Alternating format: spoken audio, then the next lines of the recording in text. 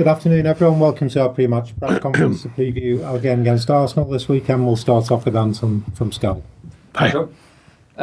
After a long season, how does it feel to know that 6 o'clock on Sunday, it's all over? Blazing, to be honest. It's been a very long season for many different challenges that have come our way. A lot of work done by many to make sure that we look after ourselves, so I'm pleased with that. But no, very, very tiring season. But like I say, the balance of that is a very pleasing season. When you're sitting on the beach or at a music festival, how are you going to unwind this summer? How are you going to look back? Great. How are you going to look back on this season, and has it been your most difficult in management? Yeah, it's definitely been my most difficult because of the challenges. In-house is one thing, but then when it comes from outside and the varying things that have happened, the curveballs that have come along, it does make it a challenge, and reacting to them, trying to find a balanced view of it, and then moving forwards again, and then repeating, of course, the second time around with the points particularly. And a lot of work done. Like I say, it's not just I have to front it up, but a lot of work done by a lot of people, and I thank them for their work as well. Kev's included in that. It's, a very difficult job currently, trying to sort of fathom out the business meets the performance side of things and bring that together. Myself, the staff and the players. So I think everyone's played their part. And of course the fans, without them and their support, it'd be a more challenging season without a doubt. You mentioned Kevin for their work there. Obviously, some kind of planning is going towards the next season, but is it difficult to plan with so many question marks around what's going on in the big picture?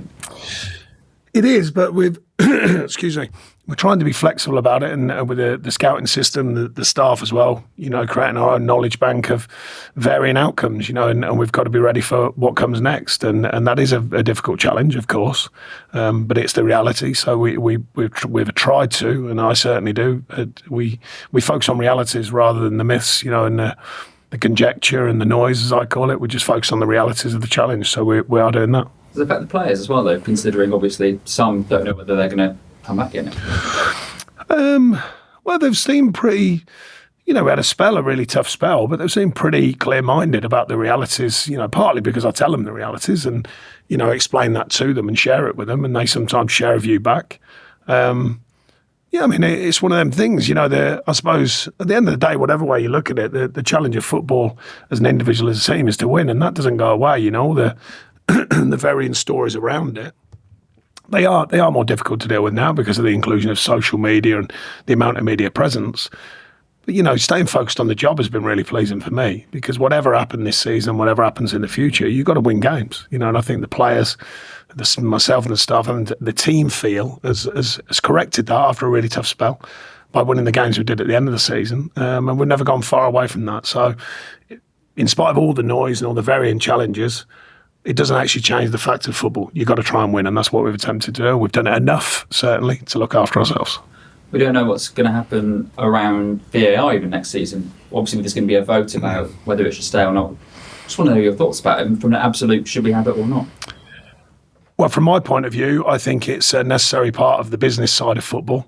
I totally understand the fan engagement side is tricky, but it's such big business now. You need as many of these details to be correct as possible. The use of it is obviously in question, and I understand that. The offside for me is a given. I don't buy into it. I can't really work out this idea of tolerance. At the end of the day, you're offside, you're offside. That's what it's there for. If you're offside by a toe, you're still offside. I'd like to know if they do that in the 100-metre sprint. No, sorry, we'll give it to the second one, just even though they didn't quite win it. So that one was clear for me. That's a good side of VR, personally. The challenge is trying to bring it to a much more smoother operation, and there has been some mistakes made. They've got to be eradicated, of course. But I still think that, like I say, I'll go back to the beginning, the business side of football is so powerful, and it's so apparent that it's vital to some clubs, including ours this season, that therefore you want them decisions to be correct. But in balance that, as I said, the fan engagement side and the fan side of it, then that's a trickier situation. I don't agree, I must say, mate, this thing that's growing with power, this idea of miking refs now, I think there's enough scrutiny. I don't know why you do that, but anyway, it seems to be the next step, or that's what I'm read in the papers. Is that like a true defender? Well, no, I just think, why add even more scrutiny to them? They've obviously had a tough season. That's been well documented. Why add more? Give them less. Take the pressure off them. Allow them to have some form of professional enjoyment of doing their jobs. It's very tough being a referee and a lines person. So therefore, for me, it's like, take it off them. Don't add more on. No, I don't think but anyway, look, that's my personal opinion. I think give them less and let them focus on just getting on with refereeing and try and enjoy the professional side of it, 'cause it's not easy for referees or for lines persons, as I said. And finally, you mentioned enjoyment. You enjoying potentially being spoiler this weekend? Spoiler, no, I'm not enjoying any of that. I'm not bothered with it. It's more about us continuing the thought process I've put in place this season, the mentality side of things. I've spoken endlessly about it. The mentality has been important. We've got to continue with that. It's not interest to me. It's out of my hands who wins, loses, and all that kind of business. It's more in the fact that we're on a good show of form for ourselves and our own reasons. And it's about keeping that mentality going into the final game. Tough ask. They're a great side and they're showing that this season. And who knows what could happen next. But no, it's more focusing on us going and performing. Sean, you called it one of your more difficult seasons in management. Just how proud are you of yourself, your staff, your playing staff to finish the season in the way that you're currently on 5 unbeaten, to finish safe? You must be really proud. Yeah, pleased with so many aspects of it. Especially, we come out of a long run without a win. Corrected that, and then had a real challenge and test and problem actually with, choose an old-fashioned word, you're not allowed to use it anymore, but it's a problem when you come out of Chelsea and you've had a performance like that. That's a problem. That's not a challenge. That's a real problem. And to adapt to make sense of it and change the format, including ourselves, the staff, ask more questions of ourselves in such a short period, and then take on the next game and then sort of win that one and then take it forwards and win the derby, etc., etc. Well, that's very, very pleasing, of course, and ends up defining a season that shouldn't have, in my opinion, been defined by that, because in a different way, the points really have affected the season on a huge level when we got the first lot of points and then the second lot. If you look back to them days then, we were already doing nicely, changing the way that we were working. That definitely affected the psychology of the players for a period. At first not, but then after that period, and then you get second amount of points. Hard to take that. So overall, I've been very pleased.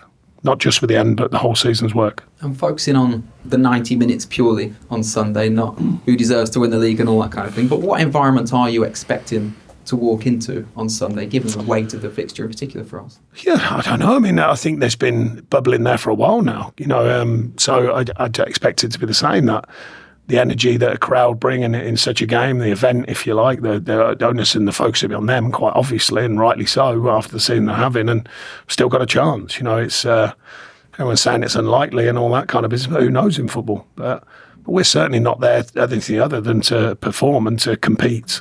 That's one of the markers I've spoken endlessly about since I've been at the club. So that'll be our aim, just to go down there and play well.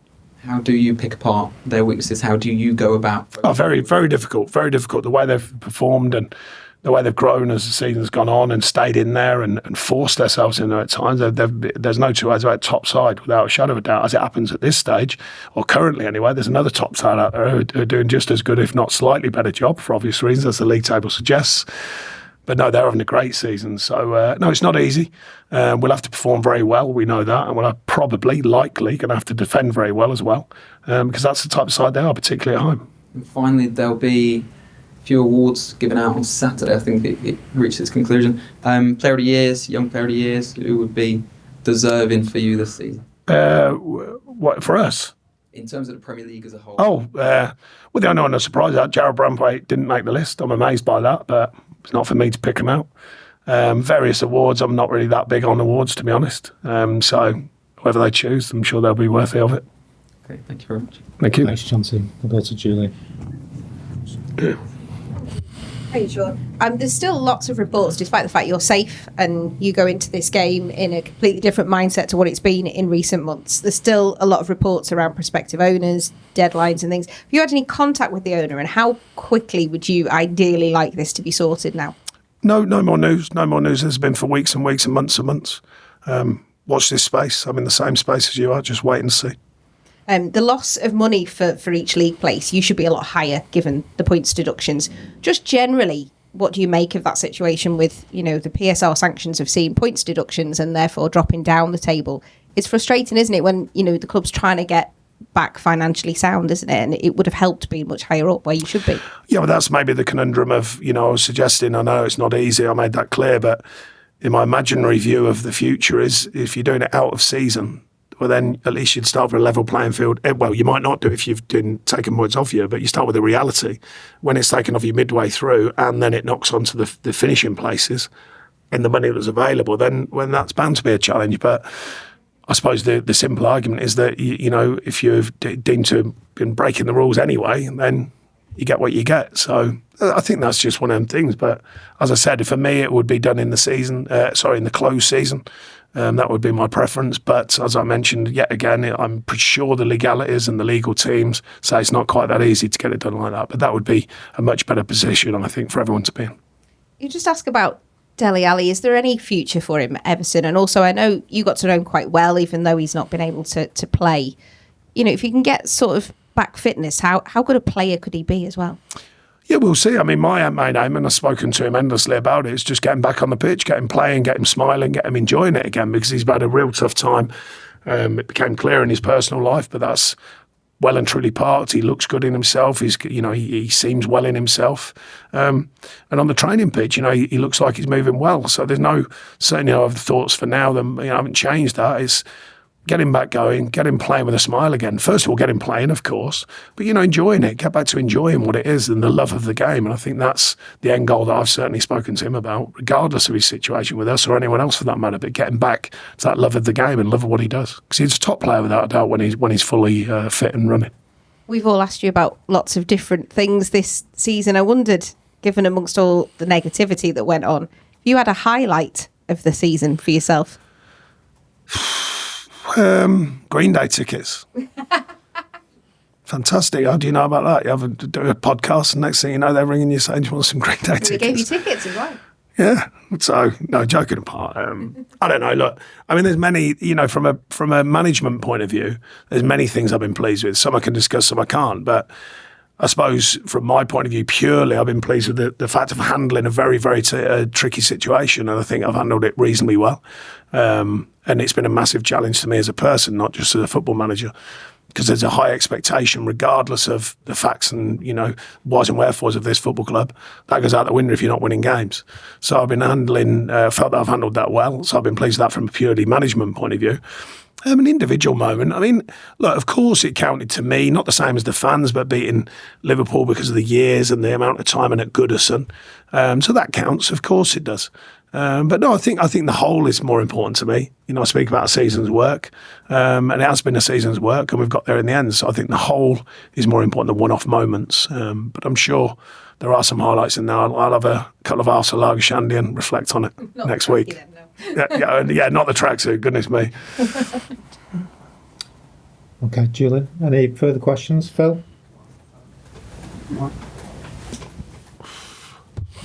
Just a team news check, Sean.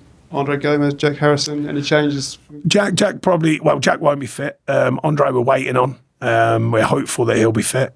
Everyone else should be, apart from the longer term ones, everyone else should be okay. Cheers. Thank you. Cheers. Any further questions in the open section? George? Just about the transfers, really. I mean, can you give any sort of positive news for the fans? No, not at the moment, because it's still not a balanced situation. So we're just going to have to, like we said earlier in the earlier question, just going to have to look at a balanced view about many different guidelines about what could happen, what could occur. It puts a lot of added attention on the recruitment side of things, or the possible recruitment side of things, because obviously the wider the parameters, the harder it is. But that's been the reality since I got here. So we'll just be open-minded to, be ready for what we can do when it comes our way. I understand that, but obviously with the threat of a lot of people leaving with contracts and loan players, just how do you foresee the challenges of balancing all those things? Well, like I say, we'll see. I think Kev spoke openly about there's an idea that we're likely to have to sell. We don't know who, we don't know what, we don't know when exactly, because obviously we're not open to that. But if people are likely to come for our players, which we think there's certain players they will do, then we'll have to be open to that, because that's just the current reality of the club and the finances of it.